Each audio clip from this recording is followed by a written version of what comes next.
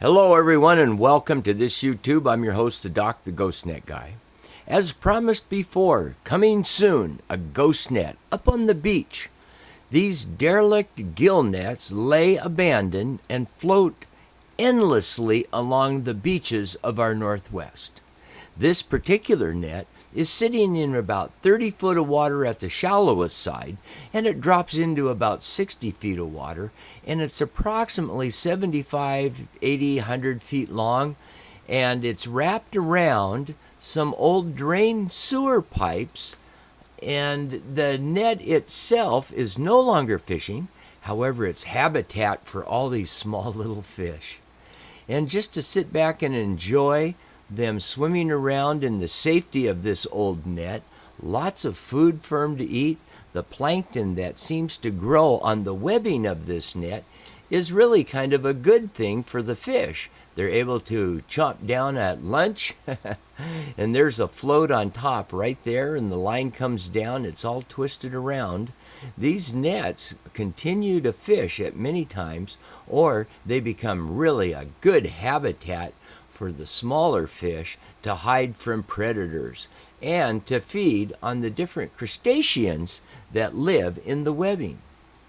We're looking right now approximately 5, 6 different species of bottom fish, perch. They have sea cucumbers, sea anemones. Some people call them sea flowers. But look at the different life that's growing on this old net. It almost looks like a wall. And it's a super habitat for these fish. Now, if we come in a little bit closer to the shore and follow this net up into about 2 to 3 foot of water, you will see better lighting and more crab activity. This particular crab is trapped on a float, cannot get off of it because the webbing has now wrapped around his arms, pinchers, and as you can see as I move the camera down to the bottom, we're not in real deep water, but look at all the dead crab in this webbing. What happens is when the tide comes in, the crabs, they like to move in on that webbing to feed on the dead critters. But when the tide goes out, they're trapped in that webbing. And then it's open season for the seagulls to come down and have a little lunch on those critters that are trapped in the silent web of death.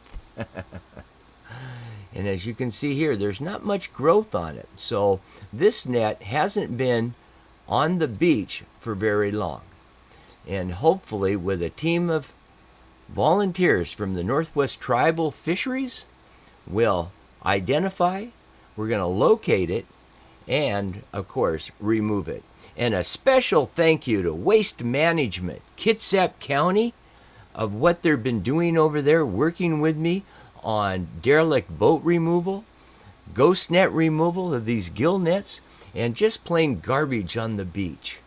Waste Management in Kitsap County and I have teamed up, and we're cleaning up the beaches for the public to enjoy. And always, you want to be safe when you're walking around these old nets. You don't want to get tangled up in them.